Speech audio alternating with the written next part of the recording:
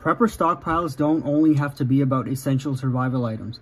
In a long-term disaster, you're going to have points where you're extremely bored or will need a distraction from the chaos. So we're going to go over some comfort or entertainment items that you should stockpile for yourself and for your children. First up, we have playing cards. These can provide you hours of fun, and there are so many games you can play. There's challenging ones for adults, and you can even play simple ones for kids. Board games. There are many different types of board games out there that you can play with your group or family members. Just stock up on the ones that you would enjoy playing. Jenga is also something that everyone would enjoy playing as well. Toys for your kids to play with and stuffed animals that they can hold.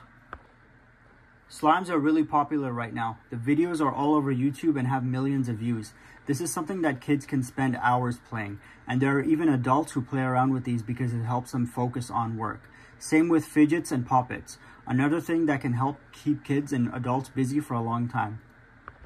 Candies will really boost your kids' mood, make them happy, and bring back some sense of normalcy. Stock up on hard candies because they'll last longer than things like chocolate and gummy candies. Books. You can have fiction or non-fiction books. Anything from storybooks to keep you entertained all the way to survival guides and first aid manuals that'll help you after the collapse. Simple notebooks for writing notes or drawing, and also coloring books. You should also consider PDF books. So buy ebooks online and download them to your phone, tablet, or laptop, and you can just recharge them using a solar generator or even a small solar charger like this. I also recommend downloading lots of TV series and movies to your phones so you have content to watch. Now, I know I'm going to have people disagreeing with me, telling me that in a disaster, you're only worried about survival and all this stuff is useless.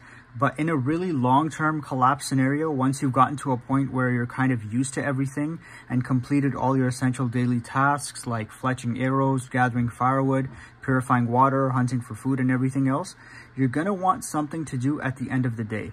Having things to do at the end of the day, like reading, can really keep you from going crazy and doing something you might regret later on.